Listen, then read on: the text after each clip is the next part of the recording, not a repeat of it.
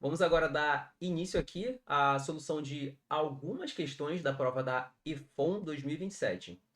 O objetivo não é que a gente faça todas as questões hoje, mas que a gente faça pelo menos aquelas questões que eu julguei que eram assim, as mais fáceis, questões bem clássicas, que você bateu o olho, você já sabia quase que toda a solução, porque são questões recorrentes, são questões assim, que você bate o olho não que recorrente necessariamente na prova da IFOM, mas questões que você já vê em diversos concursos, questões muito repetidas. Então, trouxe aqui, são 5 questões que a gente vai fazer. Nesse tempinho aí que a gente vai ficar, será cerca aí de 1 hora para a gente fazer essas 5 questões. No caso de qualquer dúvida, vocês podem perguntar ali no chat à vontade, não tem problema algum. Bom, então vamos lá, vamos começar.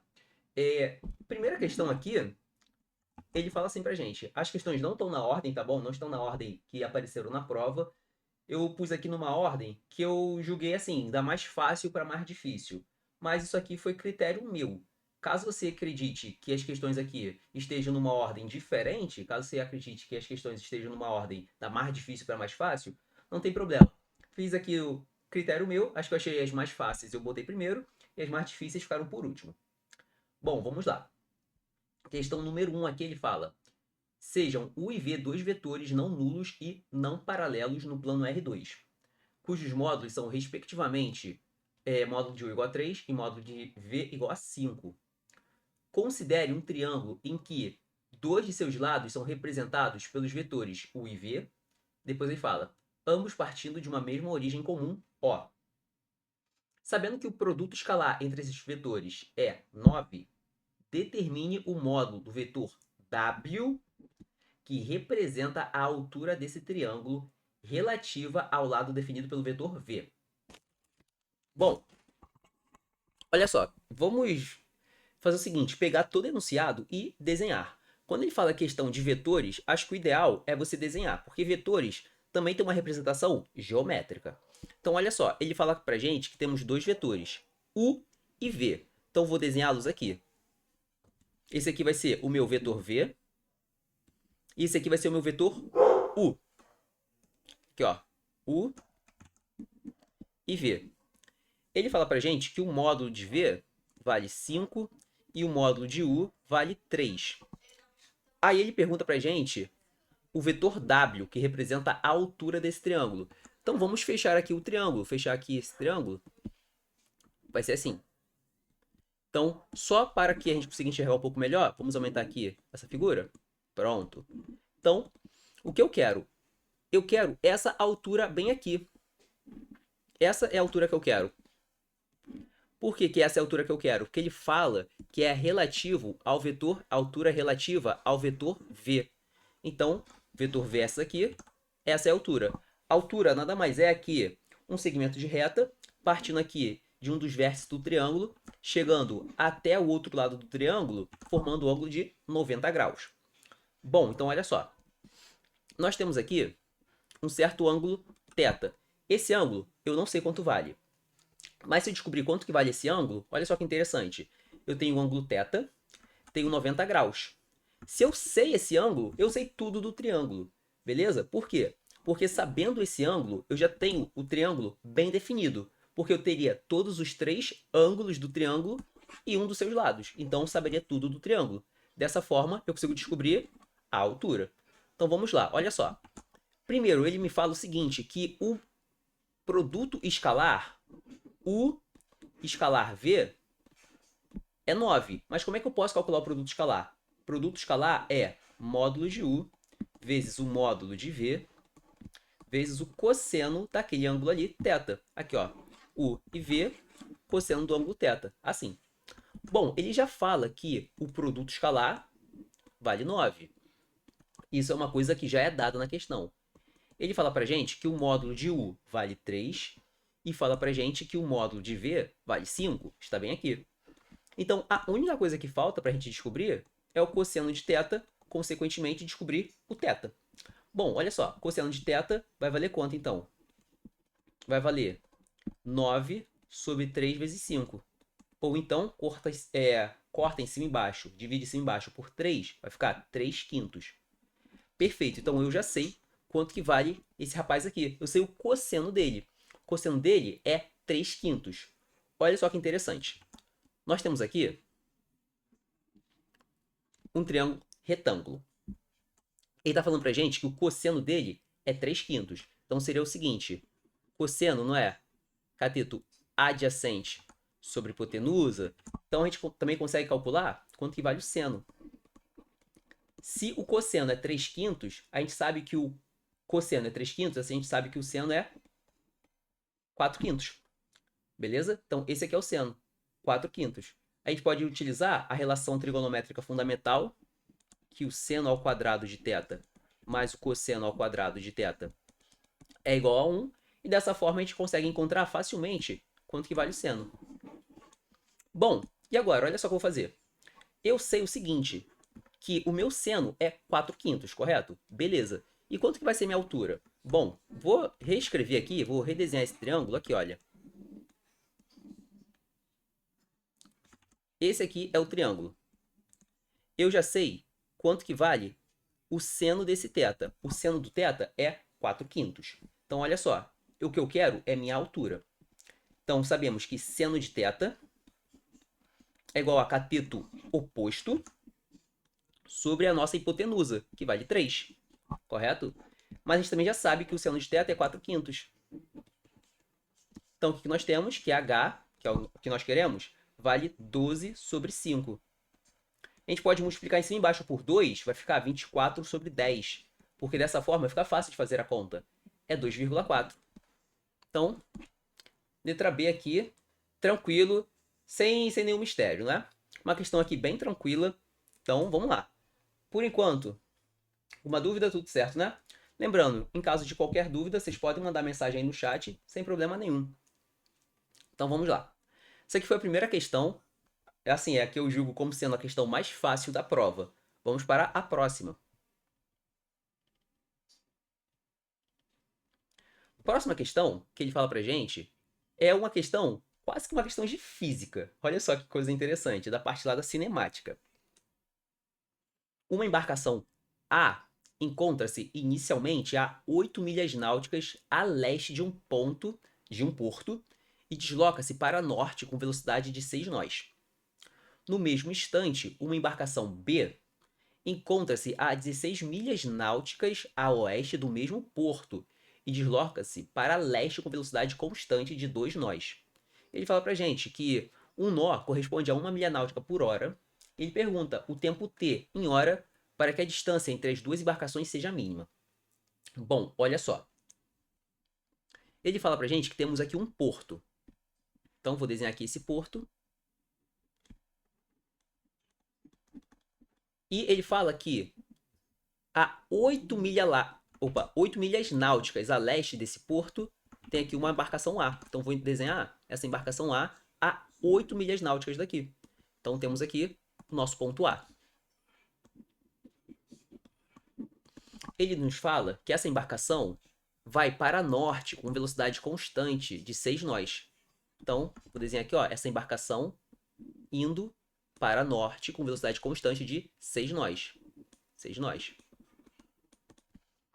Lembrando que essa distância aqui é de 8 milhas náuticas. Ficou dessa forma.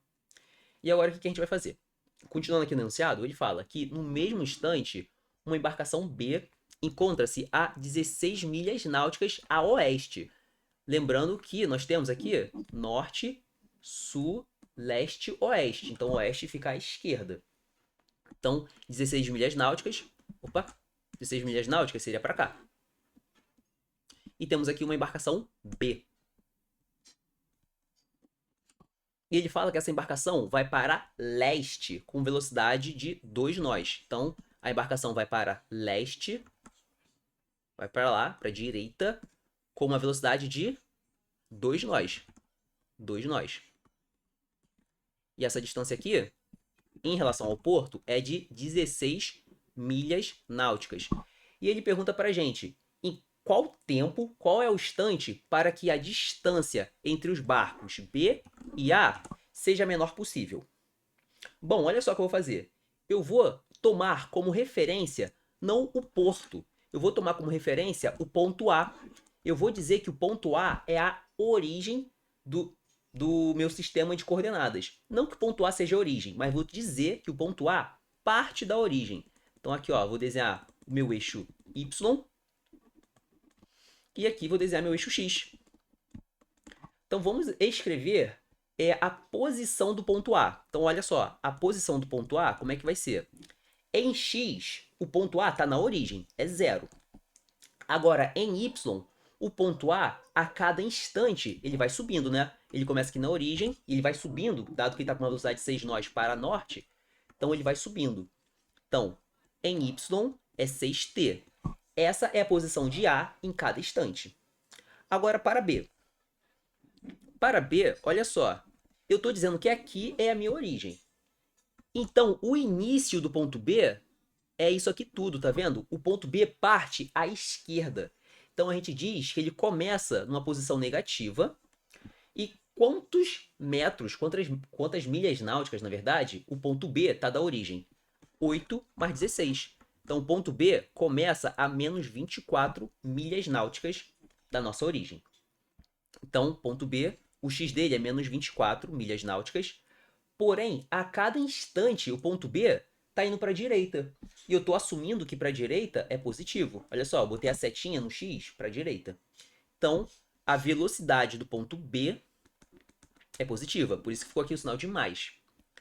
O que eu vou fazer agora é distância entre pontos. Distância entre o ponto A e o ponto B. Até agora foi uma questão de física, na verdade. Mas agora vai ser uma questão de matemática. O que eu quero é distância entre esses pontos. Então, ó, a distância entre os pontos A e B, como é que eu calculo? É simplesmente, vou fazer distância ao quadrado. É x de um menos o x do outro ao quadrado, mais y de um menos o y, mais o y do outro ao quadrado, né? É algo assim, que a distância ao quadrado é x1 menos x2 ao quadrado, mais y1 menos y2 ao quadrado, seria algo assim. Então vamos fazer isso aqui. Olha, opa, só esquecendo que isso aqui foi para x de b. E o y do b é 0, né? O b não vai nem para cima nem para baixo. O b está indo apenas para a direita. Então vai ficar o seguinte, 0, x de um menos x do outro vai ficar 0 menos 24 mais 2t. Assim, isso aqui tudo ao quadrado. Mais y do um menos y do outro. Y de um menos y do outro. 6t menos 0 ao quadrado. Bom, então a distância que nós queremos vale o quê? Vale esse 0 menos aqui vai ficar então, ó, vai ficar 24 menos 2t, isso aqui tudo ao quadrado. E isso aqui vai nos dar 6t menos 0, dá 6t. 6t ao quadrado é 36t ao quadrado. Beleza? Então, o que nós vamos ter agora é o seguinte. Temos aqui um produto notável. Quadrado do primeiro, menos 2 vezes o primeiro vezes o segundo, mais quadrado do segundo. O quadrado do primeiro eu vou reescrever como sendo simplesmente 24 ao quadrado, menos 2 vezes o primeiro, vezes o segundo, mais o segundo ao quadrado. 2t ao quadrado, 2t ao quadrado vira 4t ao quadrado, mais 36t ao quadrado. Bom, já posso juntar esses dois aqui, né? Isso aqui vai nos dar 40t ao quadrado, correto? 40t ao quadrado. Mas olha só, t ao quadrado é igual a quê? Eu vejo que aqui, esse 40t, tem um 4 como fator. Aqui também tem um 4 como fator. Olha só, 2 vezes 2 nos dá 4. Então, aqui tudo, nesse número todo aqui, eu tenho um 4 como fator. E no próprio 24 ao quadrado também tem 4 como fator. Ou seja, eu posso botar o 4 em evidência, que assim a minha conta fica muito mais fácil. Botando o 4 em evidência, vai ficar da seguinte forma. 4, e aqui tem que dar 40, né? Então vai ficar 4 vezes 10t ao quadrado. Agora esse rapaz aqui. 2 vezes 2 dá 4. Então quando eu puser o 4 para fora em evidência, vai ficar menos 24t. Por fim, olha só. Nós temos ali 24 ao quadrado. Porém, o 24 é o quê? Posso escrever o 24 como sendo 6 vezes 4. Claro que cada um deles ao quadrado. Ao botar o 4 em evidência, vai ficar 4 vezes 6 ao quadrado vezes 4. Então vai ficar, botando 4 em evidência, vai ficar mais 6 ao quadrado vezes 4. 6 ao quadrado é 36. 36 vezes 4 dá 144. Prontinho. Então, essa é a distância ao quadrado. Eu não quero ver a distância mínima. Então, basta que eu veja, na verdade, a distância mínima ao quadrado. Não importa se você quiser, de fato, calcular a distância. Vem aqui, ó, e tirar a raiz quadrada. Ou você calcular quando a distância ao quadrado for a menor possível. Se você tiver que Dzinho é a menor distância possível, com certeza D ao quadrado também vai ser o menor possível, entende? O que eu quero, na verdade, não é encontrar a menor distância. Eu quero encontrar quando que acontece a menor distância. Então, eu quero, na verdade, simplesmente olhar para essa equação do segundo grau e encontrar o x do vértice, não é? Por quê? Se eu fizer o gráfico disso aqui, se eu fizer o gráfico dessa equação, o que nós vamos ter? Aqui sendo o tempo e aqui agora sendo a nossa distância ao quadrado. Seria algo assim, mais ou menos, né? Então, quando a distância vai ser a menor possível? É aqui. Isso aqui foi só um gráfico qualquer, tá? Eu não sei exatamente como é que é o gráfico dessa função. Só fiz aqui um gráfico qualquer. Mas olha só. Para a distância ser a menor possível, eu estou justamente no x do vértice. Nesse caso, é meu t do vértice, correto? Então, como é que eu faço para calcular o x do vértice? X do vértice é menos b sobre 2a. Quanto que vale o b? O b é o rapaz que multiplica o t. A minha variável elevada a 1. Então, o meu b é menos 24. Vai ficar menos 24 dividido por 2 vezes a. O a é aquele rapaz que multiplica a minha variável ao quadrado. Então, a minha variável é t. Então, quem multiplica o t ao quadrado é o 10. Então, ficou assim, ó. Menos 24, menos 24 é o nosso b, e o nosso azinho é 10. Isso aqui vai dar o quê? Vai dar 24 em cima, porque menos com menos dá mais, sobre 2 vezes 10 dá 20. A gente pode dividir em cima e embaixo por 4, né? 24 dividido por 4 dá 6. E 20 dividido por 4 dá 5. Isso aqui vai nos dar em segundos, né? Não, vai nos dar em hora. Vai nos dar em hora. Então, 6 quintos, gabarito letra B. Mais uma questão bem tranquila. Questão que, na verdade, é quase que uma questão de física. O início dela é todo física. Aí depois que a gente começa a botar aqui uma parte que é mais matemática, que é quando a gente quer derivar. Quando a gente deriva... Não, a gente pode pensar em derivar, mas o que eu fiz foi o seguinte. Eu simplesmente usei o x do vértice. A gente pode, de fato, vir aqui e derivar, igualar a zero, mas não há necessidade. Beleza? Por enquanto aqui, tudo certo, nenhuma dúvida. Então, vamos embora. Questões aqui muito tranquilas até o momento, são questões que você, na hora da prova, deveria ter feito. Vamos agora para as questões um pouquinho mais complicadas. Essa questão aqui é uma questão puramente geométrica. Mas não apenas isso, uma questão geométrica na geometria espacial. Quando ele fala assim pra gente, olha só. Um cone circular reto possui geratriz. O que é uma geratriz? Mede 15 centímetros e altura 9 centímetros. Aí ele vai lá e fala pra gente, uma esfera está inscrita nesse cone. E ele explica o que quer dizer que a esfera está inscrita no cone. Ela tangencia tanto a base quanto a superfície lateral. Ele vai lá e nos diz o seguinte, deseja-se calcular a eficiência de preenchimento da superfície. Caso não saiba o que significa isso, ele nos explica também. Definida pela razão entre a área da superfície da esfera e a área total do cone. Então, olha só, ele quer calcular eficiência de preenchimento. Ele fala pra gente que isso significa o seguinte, a área da superfície da esfera, então a área da esfera, sobre a área total do cone. A área total do cone. Por que ele fala área total? Por conta do seguinte, quando nós temos um cone,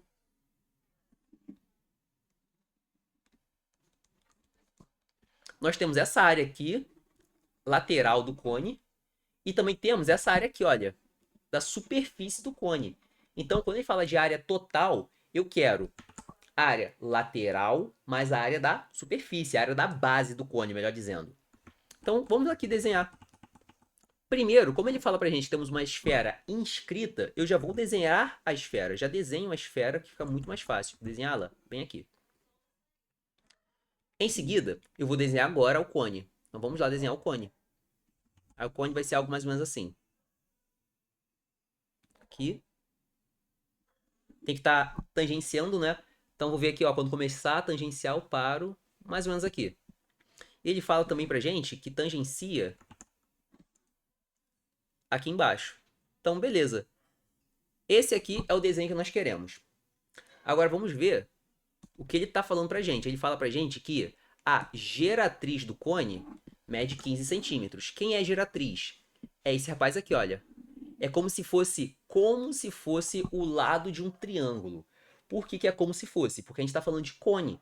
Então isso aqui não é um triângulo, mas a gente consegue cortar aqui, fazer essa seção, e a gente consegue ter um triângulo. Então, esse tamanho aqui vale 15. E a geratriz a gente representa por Gzinho. Gzinho igual a 15. Além disso, ele fala pra gente que a altura desse cone é de 9 centímetros. Então, toda essa altura aqui vale 9. Agora, o que eu vou fazer? Questões de esfera ou de circunferência tangente, o que eu faço? Eu ligo do centro da esfera até o ponto de tangência, dizendo que é perpendicular. Faça isso sempre. Você tem uma esfera ou uma circunferência tangente a uma reta, liga do centro da esfera até o ponto de tangência, dizendo que é perpendicular. Foi isso que eu fiz aqui. Por quê? Porque esse tamanho aqui eu conheço, é o raio. Então eu tenho um tamanho que eu conheço e além disso eu também tenho um ângulo reto. E ângulo reto é uma coisa que a gente sempre quer. Além disso, olha só que também nós temos do ponto de tangência, do centro até o ponto de tangência, a gente pode dizer que é 90 graus. Então, acabei de conseguir dois ângulos retos. Isso aqui é uma coisa muito boa. O que eu vou fazer agora? Eu vou dar nome aqui a alguns pontos. Eu vou dizer que esse ponto aqui é o ponto A, esse aqui, ponto B, esse aqui, ponto C, e esse rapaz aqui, eu vou dizer que é o ponto D. Para finalizar, eu vou dizer que o centro da circunferência é o ponto O. Ok, então temos aqui esses 1, 2, 3, 4, 5 pontos. O que eu vou fazer? Esse tipo de questão é um tipo de questão que já é assim, clássica. Você tem uma esfera, ou então uma circunferência inscrita a um triângulo, você traça do centro ao ponto de tangência e logo em seguida você vai fazer semelhança de triângulos. Olha só que interessante. Observem esse triângulo grandão aqui que eu vou destacar. O triângulo ABC. O triângulo ABC, esse triângulo grandão aqui, tem como ângulos esse ângulo aqui que eu vou chamá-lo de alfa, ângulo de 90 graus, e esse ângulo aqui, que é gama, por exemplo. Dado que esse rapaz aqui é alfa e esse aqui é 90, esse aqui eu te disse que é gama. Agora, olha só que interessante. Olha para o triângulo AOD. Temos ângulo alfa, um ângulo de 90 graus aqui também. E aqui tem que ser quanto? Tem que ser nosso ângulo gama. Se nós temos, então, dois triângulos com os mesmos ângulos, o que isso quer dizer? Que os triângulos são semelhantes. Então, os seus lados são proporcionais. Olha só o que eu vou fazer, então. Eu vou dizer que o triângulo ABC é semelhante ao triângulo que, olha só, o A é o que está com o ângulo alfa, e no nosso triângulo AOD, o A também é que está com o ângulo alfa. Ok. O B é que está com o ângulo de 90 graus. Esse rapaz aqui é o que está com o ângulo de 90 graus. Então vai ficar ADO, que está com o ângulo gama. Então o triângulo ABC é semelhante ao triângulo ADO. O que eu vou fazer agora é o seguinte. Eu vou botar o tamanho oposto ao vértice A. Quem é esse tamanho oposto ao vértice A? No triângulo grande. É esse rapaz aqui. Quanto que ele vale? Olha só. Eu sei que esse triângulo grandão é um triângulo retângulo. Se é um triângulo retângulo, vale Pitágoras, correto? Então, se vale Pitágoras, eu posso usar Pitágoras com o triângulo de hipotenusa 15, cateto 9. Então, consequentemente, o outro cateto tem que ser 12. 9 ao quadrado mais 12 ao quadrado é igual a 15 ao quadrado. Então, vale Pitágoras aqui, a gente já pode jogar esse resultado direto. Então, olha só. O lado oposto ao vértice A no triângulo grande é esse rapaz aqui de 12. Então ficou 12 sobre o lado oposto no triângulo, o lado oposto ao vértice A no triângulo menorzinho. Então, o lado oposto ao vértice A no triângulo menorzinho é esse cara aqui, ó, Rzinho. Igual a quanto?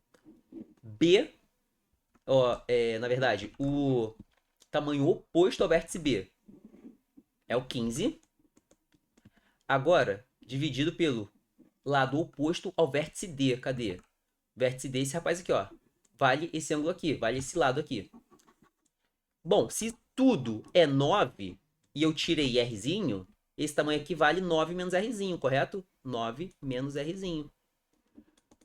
E olha só o que eu tenho aqui. Eu tenho, na verdade, uma equação do primeiro grau. Por quê? Rzinho é a minha única incógnita e ela está elevada a 1. E a gente sabe resolver a equação do primeiro grau. Vamos lá, multiplicar cruzado aqui, vai ficar 12 vezes 9 menos R é igual a 15 vezes R. O que nós temos aqui agora é o seguinte, eu posso dividir todo mundo por 3 em ambos os lados. 12 dividido por 3 dá 4. 9 menos R. 15 dividido por 3 dá 5. 5R. Agora, aplicando aqui a distributiva, vamos ter 4 vezes 9 é 36, menos 4 vezes R é 4R, igual a 5Rzinho. Dessa forma, a gente consegue fazer o seguinte. Joga esse menos 4 para o outro lado, 9Rzinho é igual a 36. Rzinho vale 36 sobre 9, dá 4. Perfeito. Gabarito, letra, não tem, né? Porque ele não pergunta pra gente o Rzinho. Ele pergunta pra gente quanto vale isso aqui. Área da esfera sobre a área total do cone. Então vamos lá, ó. Como que eu calculo a área da esfera? A área de uma esfera é 4π Rzinho da esfera ao quadrado. E a área total do cone é, como a gente viu antes, a área do cone é a área lateral mais a área da sua base. Então, a área da base, vamos desenhar aqui um cone, aqui do lado. Cone assim. A base do cone tem como raiozinho, que eu vou botar aqui, ó, raiozão, no nosso caso, 12, né? Então, o raiozão do cone não é o raiozinho da esfera, cuidado.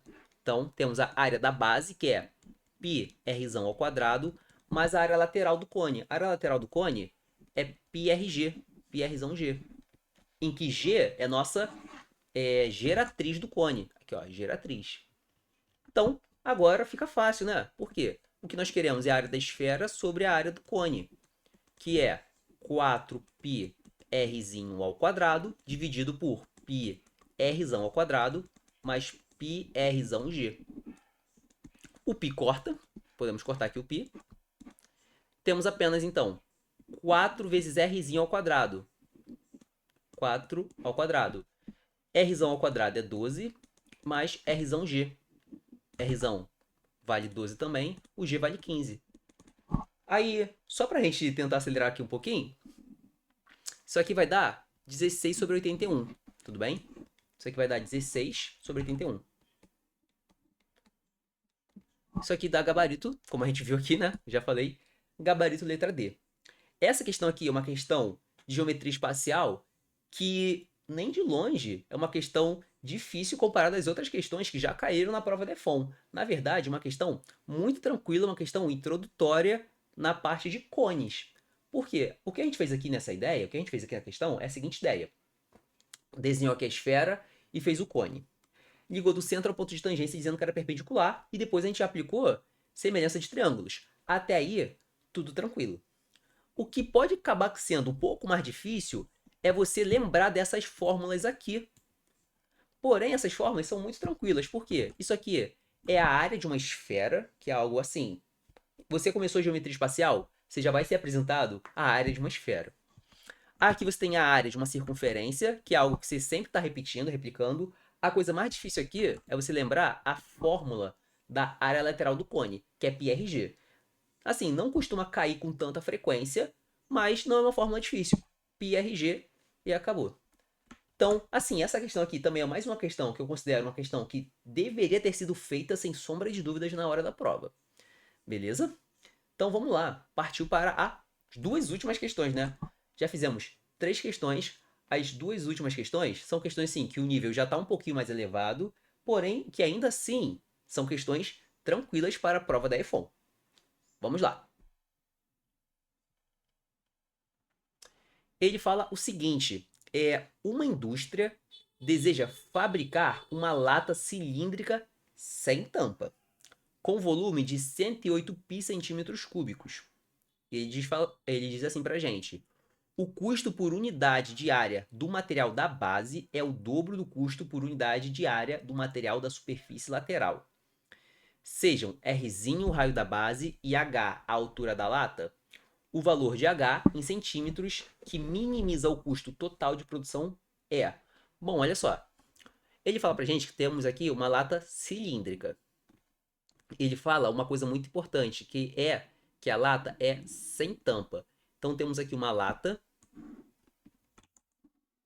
cilíndrica sem tampa. Então ela vai ter apenas aqui a base dela. Mas aqui em cima vai estar vazio. Então aqui você tem material, mas aqui em cima é vazio.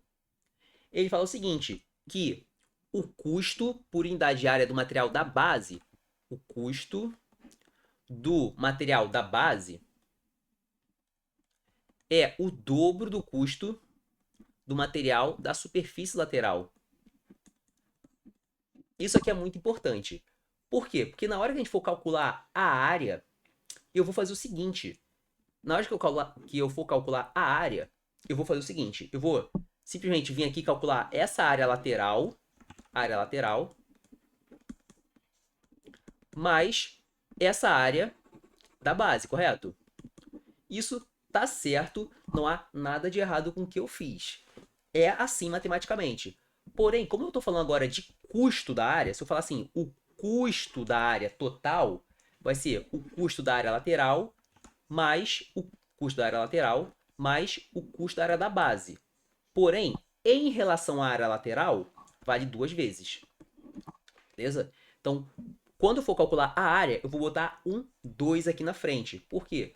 Porque o custo da área da base, o custo do material da área da base, é o dobro do custo do material da área lateral. Então, isso aqui tem que tomar muito cuidado. É uma questão bem tranquila, porém o enunciado, não vou dizer que é uma pegadinha que tem, porque ele fala, deixa bem claro, mas a interpretação pode se tornar difícil. Vamos lá. Bom, como é que eu calculo a área, né? A área que ele fala pra gente, a área que a gente vai calcular, vale o seguinte: a área é da base, e a área da base é a área de uma circunferência, né? Ele fala pra gente que o raiozinho é R, vai ficar π r ao quadrado vezes 2. Beleza? Eu já estou botando aqui a área, estou calculando direto a área, mas é proporcional ao custo. Então eu já estou botando aqui vezes 2. Mais a área lateral. A área lateral de um cilindro, como é que eu calculo? Eu finjo que esse cilindro aqui, eu corto ele no meio. Finge que é uma folha de papel e corto no meio. Vem aqui, eu corto no meio. E eu abro agora esse cilindro. O que eu vou ter é uma folha de papel retangular. Assim. Cujo um dos lados é a própria altura do cilindro e outro lado é toda essa extensão aqui, olha, de uma circunferência, todo o comprimento de uma circunferência. Então, isso aqui vale 2πr.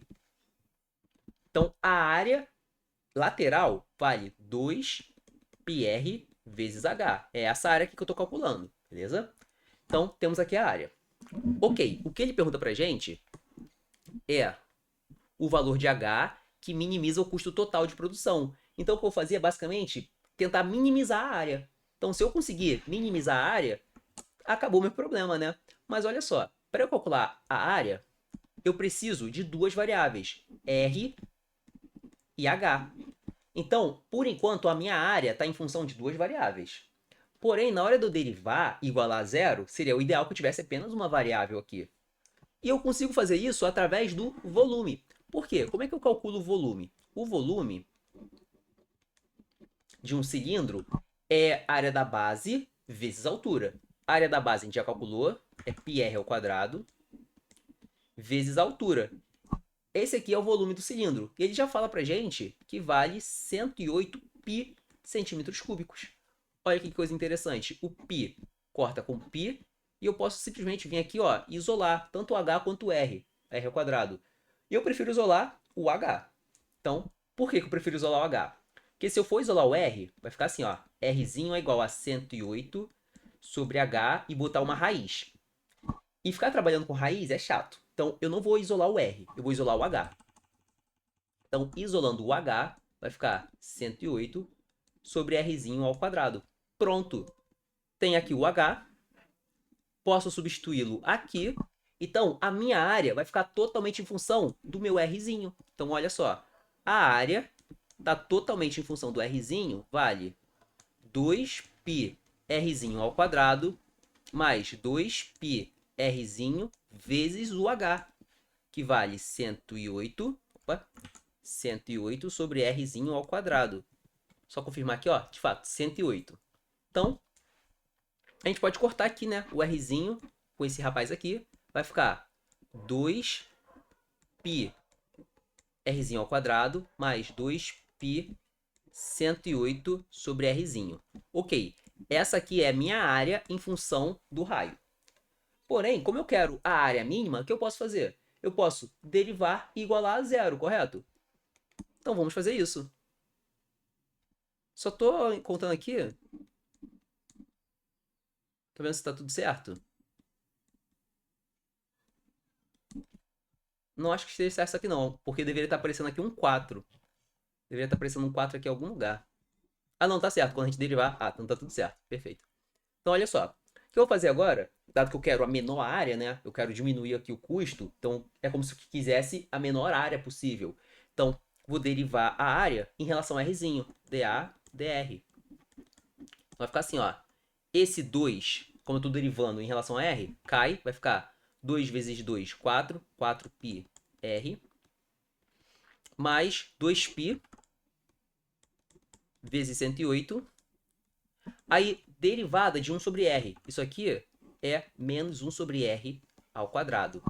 Pronto. Então, derivando e igualando a zero, aqui eu consigo encontrar os pontos críticos, não é? Então, vamos ver o que eu tenho aqui. Olha só. Eu posso dividir todo mundo por π. Então, o π corta. Posso dividir também todo mundo por 4. O 4 aqui também corta. E eu corto aqui esse 2 e divido de novo esse 108 por 2, né? Vai ficar 54. Então, vai ficar menos 54 sobre Rzinho ao quadrado. Mas também tinha esse Rzinho aqui, né? Tá? Rzinho menos 54 igual a zero. Para que eu não fique trabalhando com denominadores, eu vou multiplicar todo mundo por R ao quadrado. Multiplicar todo mundo por R ao quadrado. Vamos ter então o quê? R vezes R ao quadrado é R ao cubo. R ao cubo. Menos 54 sobre R ao quadrado vezes R ao quadrado dá menos 54 mesmo. Igual a zero. Então, R vai ser igual a quanto? Raiz cúbica de 54. Porém, 54 é 27 vezes 2. Isso aqui é 54. Quando eu tirar a raiz cúbica, vai ficar, então, raiz cúbica de 27 é 3 vezes a raiz cúbica de 2. Pronto. E a gente tem gabarito? Bom, ele pergunta pra gente o H, né? Então, ele pergunta qual é o valor de H. Então, cuidado, porque tem gabarito aqui, né? Cuidado, porque ele pergunta pra gente o valor de H. O que a gente achou foi o valor de R. Então, vamos lá. Olha só, o H vale 108 sobre Rzinho ao quadrado.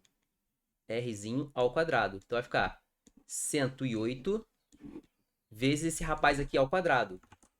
3 vezes raiz cúbica de 2. Todo mundo aqui ao quadrado. Bom, vai ficar, então, 108 sobre 9 vezes raiz cúbica de 4, não é? Quanto que dá 108 sobre 9? Essa conta aqui, ó.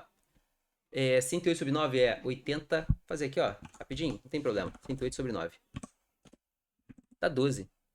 Então, 108 sobre 9 dá 12 sobre raiz cúbica de 4. Será que temos gabarito?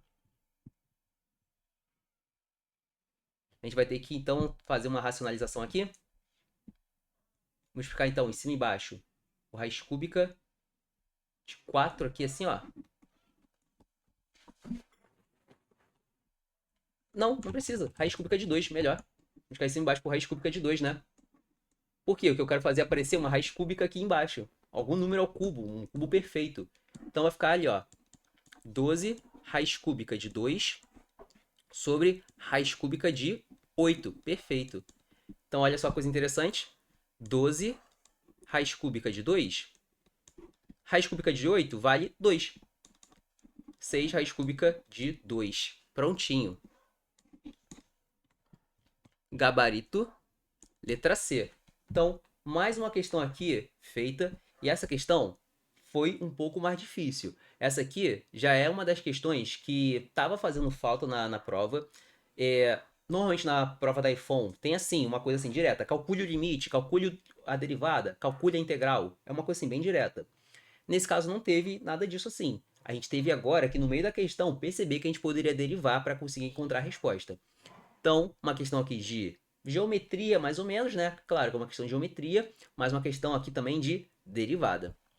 Então, finalmente, vamos agora fazer a número... Aqui é a nossa última questão. E ele fala o seguinte, que é uma questão, de fato, já direta de integral.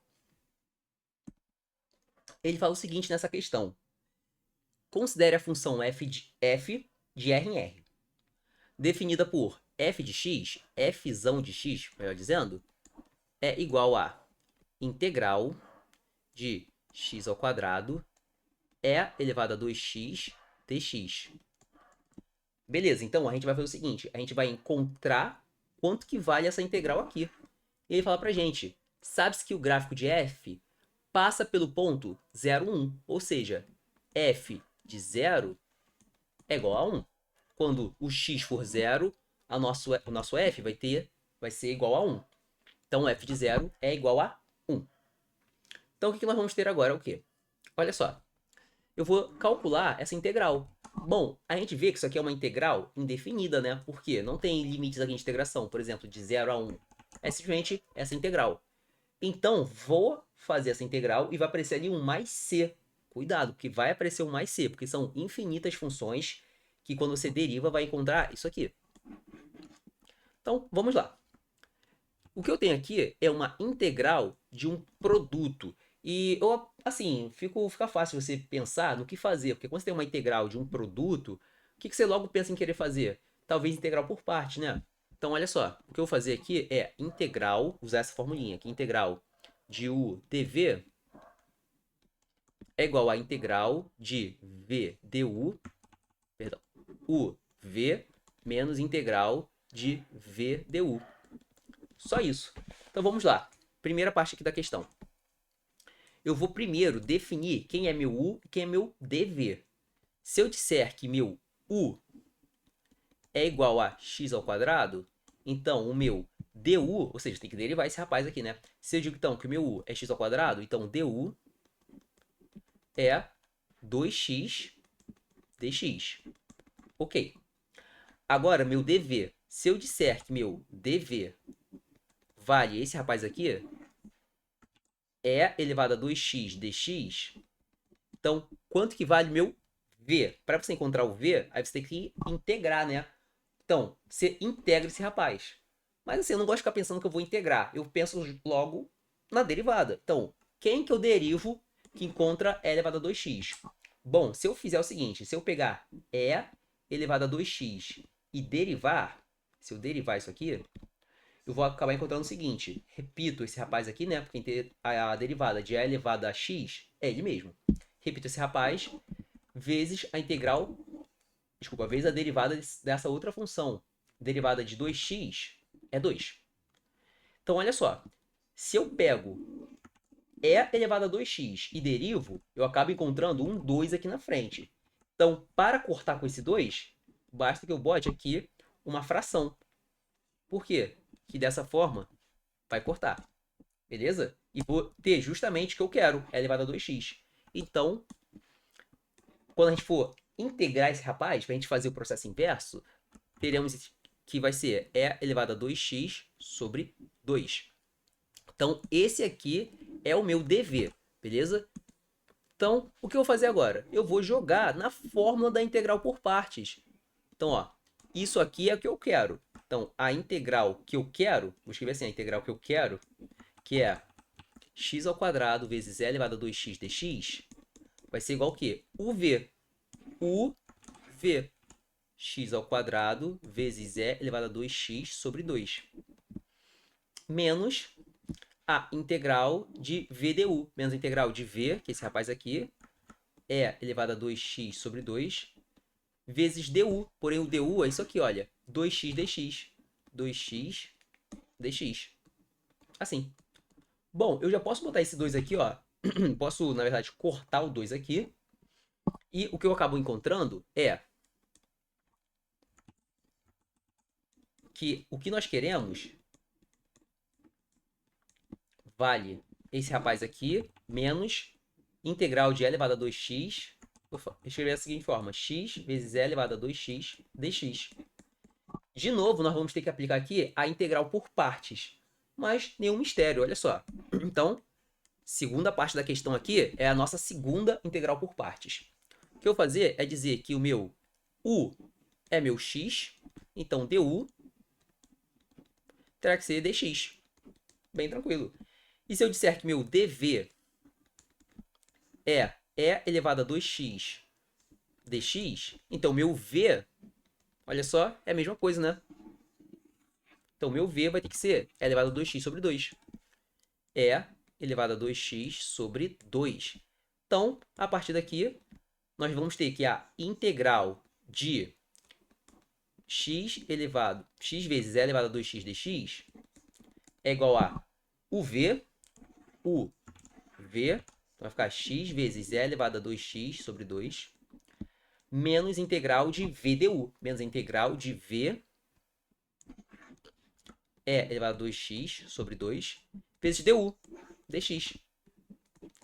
Vou botar esse 2 aqui para fora. Então, esse 2 aqui, ó, posso tirá-lo da integral. Então, o que eu vou fazer agora é resolver essa integral aqui.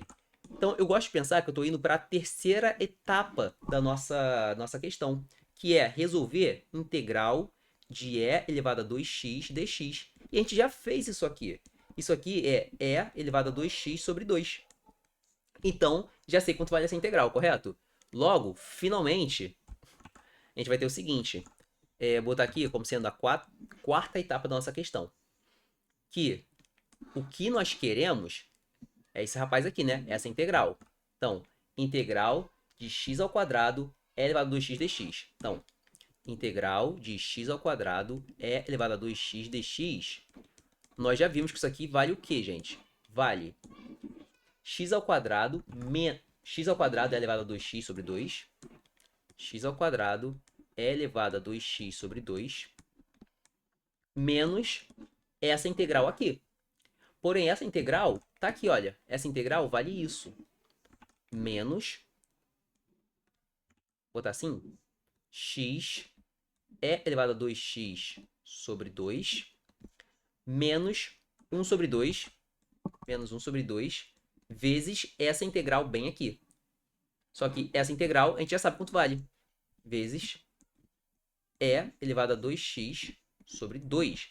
Então, finalmente, temos que a nossa função f de x vale essa integral. Ah, não esquecendo mais c. Não esquecendo mais c. Vale essa integral aqui. A gente já viu que essa integral é isso tudo. Posso botar o e elevado a 2x em evidência?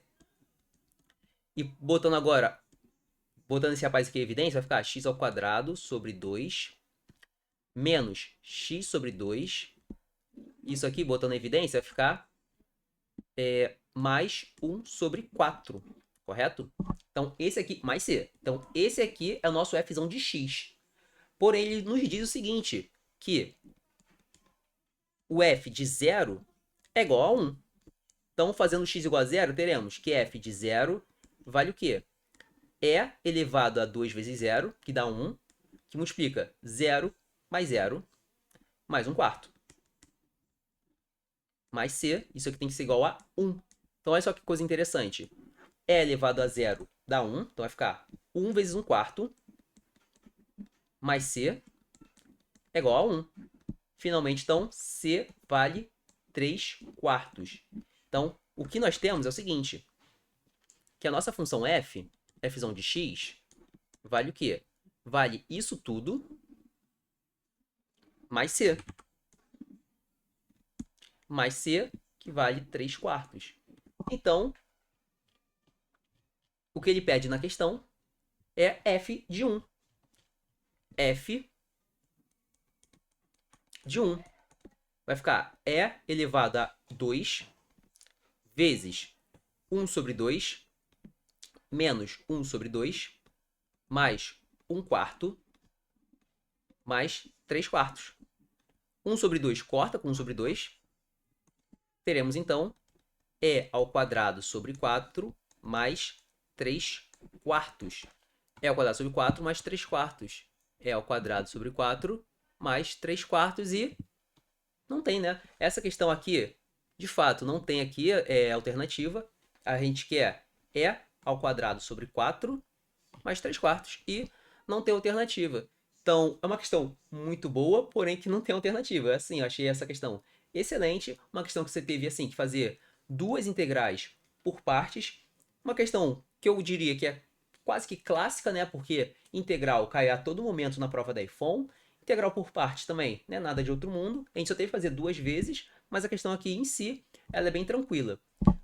O problema é que a questão, por mais que tenha sido assim, muito bem elaborada, não tem alternativa. Então, quem foi fazer essa questão aqui e acabou encontrando isso, provavelmente ficou muito inseguro porque não tinha alternativa e perdeu um pouco mais de tempo tentando encontrar o erro. Mas a gente fez aqui tudo certinho e de fato não tem alternativa. Bom, para hoje a gente fez tudo o que eu havia planejado. Foram apenas aqui 5 questões bem tranquilas, aquelas questões assim que você tem que fazer na hora da prova. Essa aqui, infelizmente, foi anulada, mas caso tivesse alternativa, era uma questão que eu considero fácil. Então, das 20 questões aí, a gente conseguiu fazer aí em um tempo de menos de uma hora, 5 questões. Então, fazendo assim, você conseguindo fazer isso aí, já tinha aí uma boa quantidade de questões no bolso. Aí você depois vai lá, chuta as outras 15, de repente você vai lá e consegue acertar 5. Olha que legal. Então você já conseguiu acertar metade da questão fazendo e depois no chute. Muito interessante, né? Bom, para hoje a gente vai ficando por aqui. Caso você queira participar das aulas ao vivo, basta que você acesse o link na descrição e você fará parte do nosso grupo, onde eu estou botando lá maiores informações a respeito dessas aulas. Agradeço aí a presença de todo mundo e até a próxima!